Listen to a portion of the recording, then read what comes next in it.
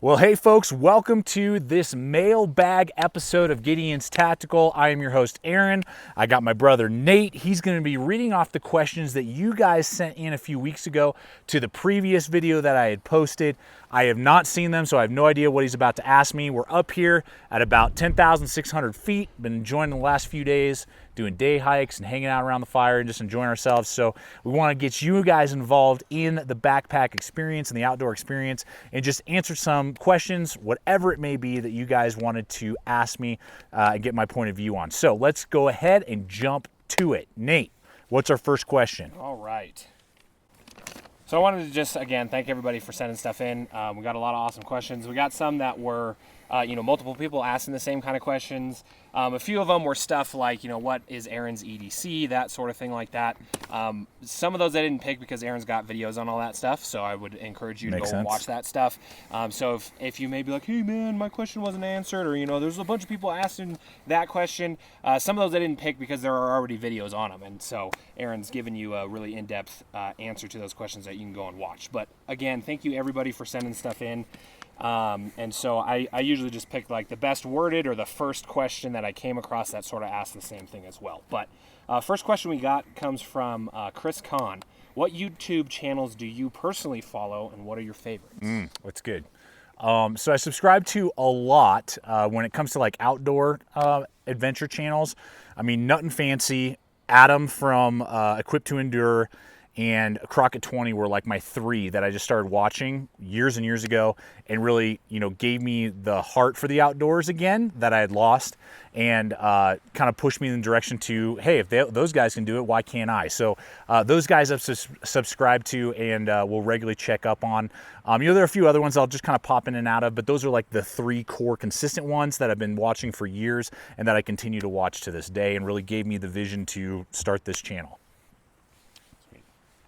All right, next one we got Everyman Gear.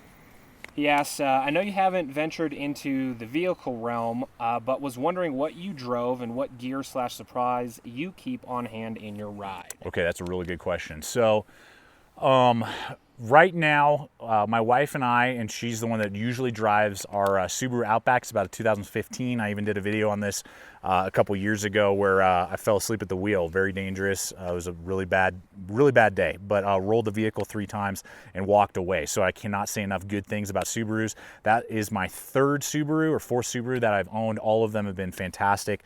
And the Outback is a great, vehicle for a smaller family. When you want to, save on mileage and save on price, it's a rather inexpensive vehicle. And it has, for the Rocky Mountains, they've done a really good job in recent years, since I think about the 2015 model, where they've geared it really well. You get about 30 miles to the gallon no matter how we drive and where we drive, which is awesome. And it's a really good kind of general do-everything vehicle that my wife and I really enjoy. And then I've, just for around town, getting back and forth to the office, is just a sedan, a Hyundai Sonata. The second one I've owned, those are both really good. My brother drives the first one that my wife had purchased before she met me. And those haven't had any sort of problems, and those are just, basic good sedans just to get around town. Gear that I carry in there, without going, I could do 20 minutes on that. You guys I just posted up before we filmed this, the 511 Rush 12. My wife and I have one of those in each of our trunks of our vehicles, and we stuff that out with all kinds of survival gear and, everything to last about 2 days and to get us home. That's the concept, is not to bug out and try and survive in the woods for, 10 years. It's just how can we get back home as safely and quickly as possible. So, yeah, I hope that answers the question. Then we got Brian Steenrod asking, he says, I want to be able to write out my question, but it's a bit complicated. Religion has not been my best friend. I've not had a good relationship with anyone within what was my faith for years. I'm open to anything at this point. What has helped you over the years? Awesome, yeah. I hate religion too. Religion totally sucks. Because religion is a bunch of rules and regulations and not relationship. And so for me, ever since I think about 5 years old when I first gave my life to the Lord, and then in my teens, I walked away from him for a couple years and just being stupid, and then really realized that how much I was lacking without a relationship with him. And from that point forward, it's always been the relationship side that I believe that, God, our Heavenly Father, sent Jesus Christ to be perfect for us so that we could have a relationship with Jesus Christ, to be sin for us because he was perfect, take all the sin of the world upon him, die that death that we all deserve, and then be raised from the dead so that now I and you and anyone else can have that access to a relationship, not a bunch of rules and regulations. And when you begin to view a relationship with God versus a bunch of just some old guy up in the sky, you know, waiting to bat you over the head, and just to try and get you to follow a bunch of rules and regulations, it's rote. It has no life in it, and why do it? But when there's relationship, I mean, I have a relationship with my wife, and it's amazing. I have a relationship with my brother, with my dad, and my buddy Brian. You know, it's like it's ebbs and flows, and it's, you know, communication back and forth, and you grow together, and it's amazing. So my answer to that would be to look for the relationship, and if you don't know how, just ask. Be like, God, I don't even know what a relationship with you looks like, but I want it, and please show that to me. And that's an amazing first step, and God will dive right in and show his awesome love for you. Great question. Definitely. Cool. Kenneth Solomon asks, best EDC fixed blade.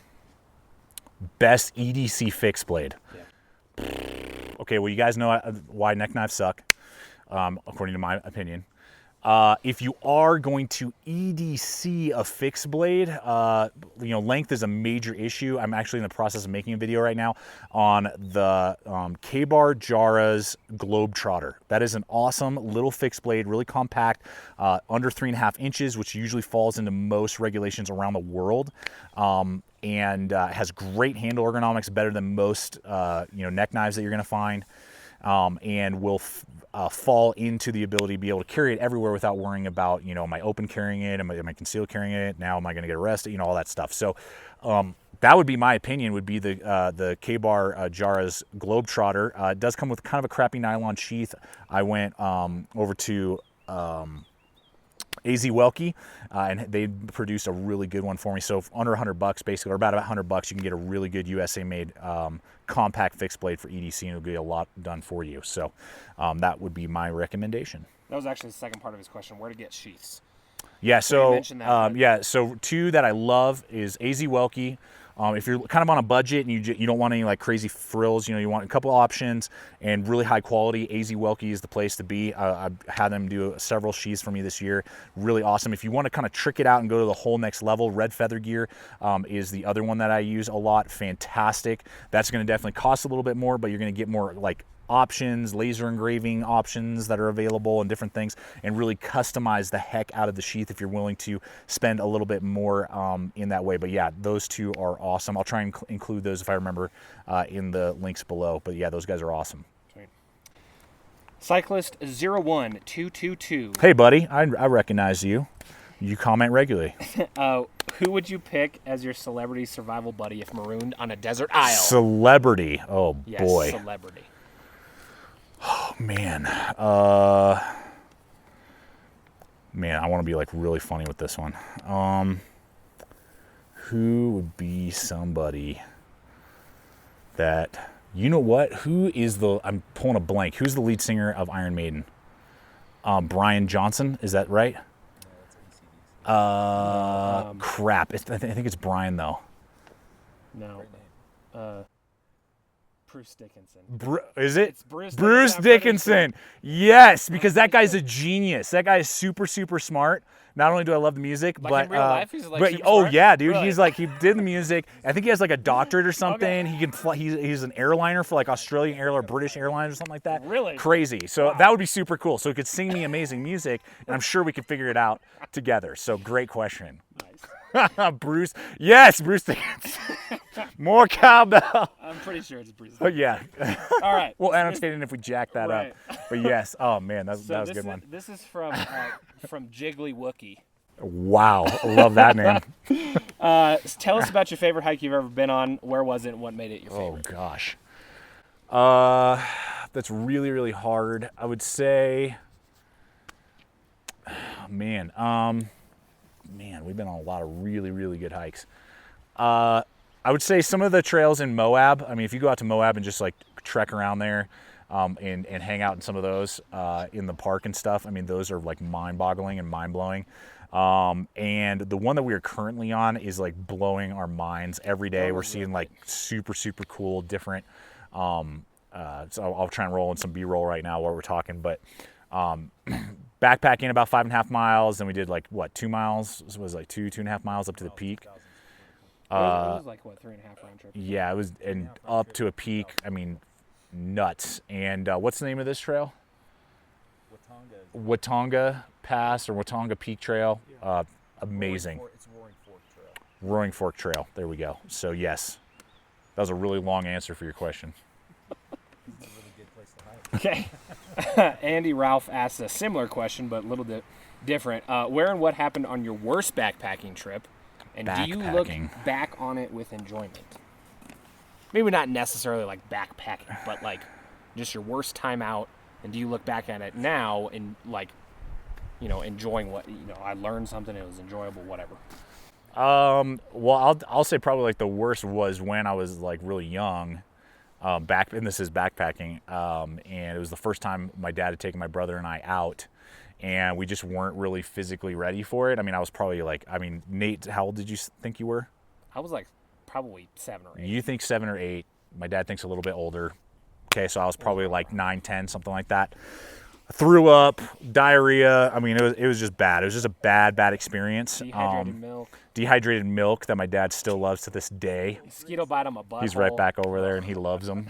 He pours it. He just had it this morning. Dehydrated milk, and I think that's what caused me to throw up, actually. So, we'll say it was that. yeah, I guess that would be the worst backpacking trip. We've had a lot of really good ones. Never any of them have been really negative, but that didn't deter me from getting back out there. So, do I look back on it? Do you look back on it with enjoyment? It's a good story. I don't want to relive that again. So I want to take a really quick commercial break here for you guys, and just encourage you and want to thank you for your continued support through the hyperlinks that we offer to you to Blade HQ and Amazon. When you guys purchase gear through those links, regardless if it's for the particular video you may be watching or not, we get that small kickback, helps me get out here, purchase the gear, because we purchase, I would say probably between 60 and 70% of the gear you see here, I purchase myself with the funds that are raised through the links that you guys click. I get the small kickback, then I go out and buy stuff, we review more gear. That's how the channel works. So I want to thank you guys for doing that, and just continue to, anytime you're wanting to purchase particular gear, if you want to support the channel in that super simple way, it's free for you. It doesn't cost you anything except for just clicking on the little links. That's a major bonus and a really big help to help us to continue to do what we do here at the channel with my family and my buddy Brian, and just our continued week in, week out investing time and energy and gear into the channel. So thank you guys for your continued support with those links below. All right, so our next one is Nathaniel Alistock. Best or favorite tactical or tactical pens. Okay. And then also, how do you, or do you at all, include your little one, GT Junior, in hiking? And do you have any small child gear recommendations? Okay. So to the pen portion, I don't carry any. I'm not skilled in them. It's just another piece of gear. Maybe down the line I'll get into them, or I'll see value in them. Right now I just don't spend money on them or try to get my hands on them, because they just seem to me to be really big, hard, obviously, because it's for tactical use, self-defense or breaking windows, or whatever. So it's heavier than I would prefer, and it's just not something I'm really looking to include in my EDC systems right now. Sorry, I wish I had some recommendations for you. I think maybe Benchmade makes 1 or 2 tactical pens. I'm not sure. So that's my answer to that. Otherwise, I like ballpoint pens. Those are kind of cool. But for the kids, so GT Junior, we've taken him out a couple times, in the baby carrier that I have, and he totally loves the outdoors, totally digs it. Just with our lifestyle and the channel and everything else, it's kind of tricky right now to get him and my wife and just all of us out. As he grows, we will continue to add him and include him. Eventually, if the channel continues, you'll see him on these backpacking trips down the line once he gets old enough and those type of things. So yeah, we do absolutely include him in the outdoors, and he absolutely loves it. And baby gear, I know like Mountain Smith makes and KELTY both make like kids packs for like little ones and stuff, so that'll probably be when he's old enough to actually carry his own gear. Those will probably be the companies that I look at. You know, I mean, I have my favorite companies for clothing, you know, Outdoor Research. I don't know if they make anything for kids. Columbia does. Columbia is some good gear you can get for, you know, some good little winter coats and different things like that for like 1, 2, and 3-year-olds. So I hope that answers the question. That's kind of what we do currently right now. What's that backpack that you carry him around in? Crap, I forget. Is a deuter. It's a deuter. It's a deuter. Yeah, because Osprey ones had giant fails and are like $1 billion. So the deuter is cheaper and didn't have any epic fails. So that's why I bought it. Like literally kids falling out of it Yeah. while hiking. All right, so 47 KCR, best biblical scripture that applies to your life. Oh man. What is it? Romans 10:9. Confess with your mouth that Jesus is Lord and believe in your heart that God raised him from the dead and you shall be saved. That is a key to my life and my family's life and the people that I love. You know, I want them to have that connection and kind of like we talked about a little earlier, that relationship with him and that commitment, not only just in your mind, you know, but you're confessing with your mouth. You're putting words behind what you say. You know, think of like when you get married to somebody. You know, it's not just like you think about it. Like, yeah, in my mind, I really like that person a lot, so I'll commit to them. You know, you say that in front of people, committing yourself to that other person. You know, and in that same way, committing yourself to the relationship again, not the religion, the relationship with Jesus Christ. So that would be mine. All right. The new Wrangler asks, I assume you carry a gun with you on outings. This is going to be a funny story. How much ammo do you take with you, and what's your firearm of choice? Okay, so this is real channel here, guys. I'm not going to like BS you and tell you like, oh yeah, hey, Nate, give me your gun, dude. So prepping for this backpacking trip, I got all my stuff together. I got my fanny pack that I've been rocking. I think that's a Helicon Tech or whatever it is. I'm going to be doing a video soon, guys. Don't worry. I'll probably pop it in real quick. I love it. It's great. And I knew, like the night before, I'm like, okay, don't forget the firearm. Here's the fanny pack that I carried in. It's in my gear. Sweet. I get in the car. I'm about 20 minutes towards the meetup point, and I forgot my gun. Can't believe it.